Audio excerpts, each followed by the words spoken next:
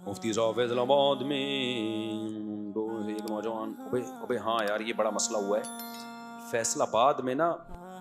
पतंग की डोर से एक लड़का, उस बेचारे की मौत वाक़ई हुई है, अभी वीडियो वायरल हुई है। पिछले साल कराची में पतंग से एक बंदे का कान कट गया। और भी ये मौतें बहुत हुई हैं, अब तो कैमरे लग गए हैं, वरना कैमरे जब नहीं थे तो ये होती रहती थी मौत। इसका हल क्या है?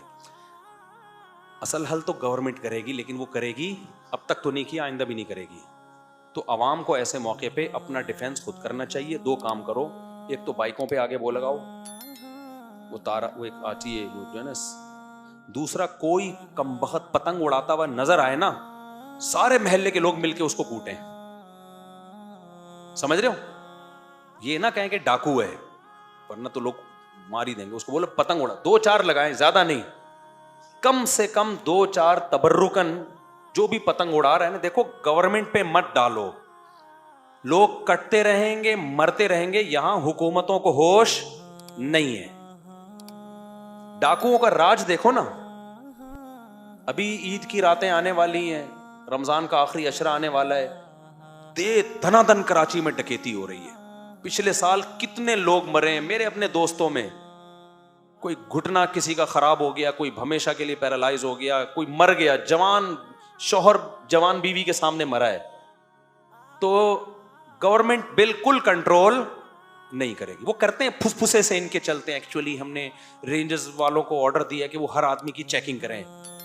जब तक रेंजर्स के हाथ में मुकम्मल इख्तियारात नहीं आ जाते ना, उनको शूट करने की इजाजत नहीं होती। चंद साल पहले ऐसा हुआ है, हुकूमत ने रेंजर्स को मुकम्मल इख्तियारात दिए थे। क्योंकि मैं रेंजर्स के ऑफिसर से भी मिला हूं कि भाई ये क्या हो रहा है। वो कहते हैं गवर्नमेंट हमें इख्तियारात नहीं देती है। होता यह है कि डाकू को बड़ी कभी अक्सर तो पकड़े नहीं जाते, कहीं पकड़ लिया, पुलिस वाले लेकर आए, बंदा पहचानने से इनकार कर देता है। उसको पता होता है इस डाकू ने मारा था, लेकिन वो उसको पता है यार मैं बोलूंगा तो दुश्मनी है। केस चलता है, बाज दफा वो लॉ ऐसा है कि जब कोई गवाही नहीं देगा, हर आदमी डर रहा है गवाही देते हुए, तो वो अदालत से छूट छाट के वो उनको ट्रेंड हो जाते हैं कि अब हमने ये वाली मिस्टेक नहीं करनी, अब हम दूसरे तरीके से हम डकैती करेंगे। तो सिस्टम आपका वो डाकुओं की पैदावार में कमी के बजाय इजाफा कर रहा है। सिस्टम ऐसा है, वो कहता है कि जो डाकू नहीं भी हैं वो भी क्यों नहीं है, उनको भी चाहिए कि बने। सिस्टम बना रहा है डाकुओं को कम नहीं कर रहा। ऐसे मौके पे अवाम अपना डिफेंस जब तक खुद नहीं करेगी, या तो रेंजर्स को इख्तियारात दे दिए जाएं। मैं दावे से कहता हूं इंशाल्लाह 1 महीने में अमन कायम हो जाएगा। शूट करने की इजाजत दे दो रेंजर्स को, इजाजत दो भाई, जो नजर आ रहा है ना जहां भी उड़ा दो उसको। कोई पत्थर से ना मारे मेरे दीवाने को, बम का जमाना, उड़ा दो साले को। तो जब तक इस तरह कंट्रोल किसी एक पावर के हाथ में मुकम्मल नहीं आएगा, डाकुओं का कराची में राज रहेगा। और जब तक ये नहीं होता तो फिर अवाम अपना डिफेंस खुद करे। वो कैसे डिफेंस करेगी भाई? आपने लाइसेंस वाला असलहा रखें, जितने भी दुकानदार हैं। एक आदमी के पास असलहा होने से फायदा नहीं होता, वो पिस्टल निकालेगा, डाकू उसको मार देगा। सबके पास असलहा होना चाहिए, लाइसेंस वाला असलहा बन जाता है आराम से, कोई रॉकेट साइंस नहीं है इसमें। तो लोग हैं गली मोहल्ले के, उसमें क्या होगा भाई, डाकू आया छीनने के लिए, बंदूक रखी हुई है, तो इतनी तरफ से फायर हो कि डाकुओं को यह पता चल जाए भाई कराची की आवाम निहत्ती नहीं है। क्योंकि पब्लिक अगर उनको छोड़ेगी तो इसका मतलब आप और बेवा औरतों की तादाद में मजीद इजाफा कर रहे हैं। ये कमबख्त न किसी औरत को देखते हैं, न किसी मासूम बच्चे का ख्याल करते हैं। तो आप सब असलहा रखो मेरे भाई, लाइसेंस वाला असलहा हो।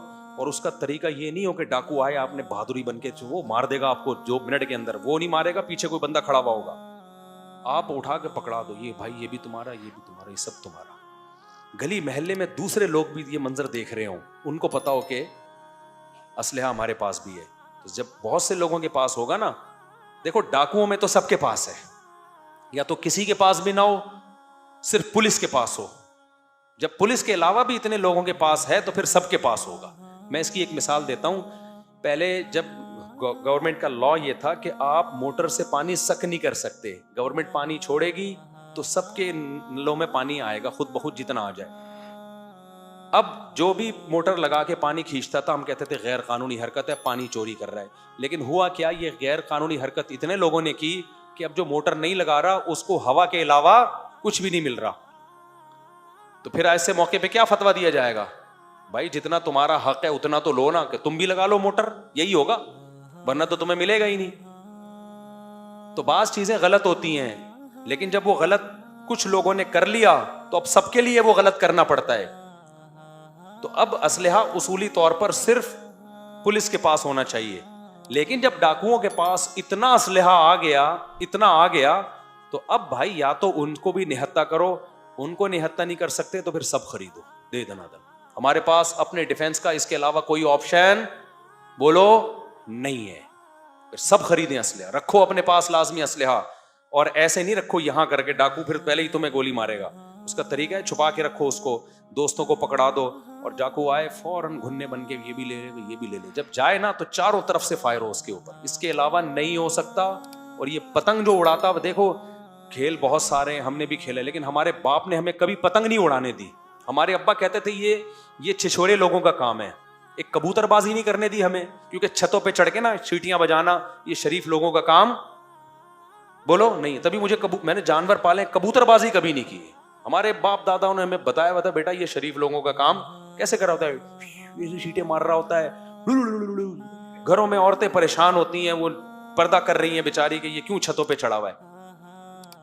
तो यही काम होता है ना इनका, कबूतर पालना है वैसे पाल लो, बिजनेस के लिए पाल लो, घर में पाल लो, ये क्या छतों पे चढ़ के सीढ़ियां बजा रहा है, गिरते भी हैं कबूतरों के चक्कर में, टांगे टूटती हैं। दूसरा, हमारे अब्बा ने हमें कभी पतंग उड़ाने नहीं दी। हमारे लड़के जाते थे ग्राउंड में, मुझे नहीं आती थी, मुझे पता था अब्बा ने देख लिया तो तभी इससे कुटेंगे। हमने ये सुना हुआ था बेटा ये शरीफ लोगों का काम नहीं है, क्योंकि इसमें भी यही होता है, छतों पे चढ़ रहे होते हैं, वो काटा, ये गोड़ा, ये छिछोरी आवाजें, सीटियां।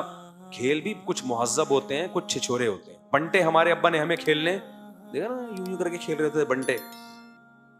तो इसलिए अब इतने हादसात हो चुके हैं पतंग के जरिए, कान कट रहा है किसी का गला, ये तो गले वाला तो एंड हो गया। ये तो उस नौजवान, कितना खूबसूरत नौजवान है, 2 दिन बाद उसकी शादी थी, तो क्या कोहराम मिचता है घर के अंदर यार। उसके बाद भी अगर कोई लाहौर में पतंग उड़ा रहा है, फैसलाबाद में पतंग उड़ा रहा है, और लाहौरी आराम से घुन्ने बन के गुजर रहे हैं, तो फिर तुम सबकी गर्दनें काट देनी चाहिए पतंगों से काट काट के ना। ये कौम फिर इस काबिल है। किसी को भी पतंग उड़ाता हुआ देखो ना, चुप नहीं बैठो, उसकी वीडियो बनाओ, उसको कम से कम जलील तो करो ना। कोई भी पतंग बना रहा है, उड़ा रहा है ना, उसकी वीडियो बनाओ, डाल दो, बोलो ये देखो कमीना, इतने लोग मर गए हैं, आंख कान कटे हैं लोगों के, गले कटे हैं, और इस कमीने को देखो क्या कर रहा है। ये लानते तो पड़े ना उसके ऊपर। हम थोड़ी कह रहे कि उसको गोली से उड़ा दो, ऐसा ना कर देना कहीं, ये जायज नहीं है, लेकिन कुछ तो हो ना। हुकूमत भी कानून साजी जब ही करती है जब अवाम की तरफ से भरपूर एहतजाज होता है। ये जमहूरी हुकूमत है, इसमें हुकूमत अवाम को लेके नहीं चलती, पब्लिक हुकूमतों को लेके चल रही होती है। ये उल्टा निजाम है यहाँ। तो जब उल्टा निजाम है तो फिर उल्टे तरीके से ही होगा, ये सीधे तरीके से नहीं होगा। ये समझते हो?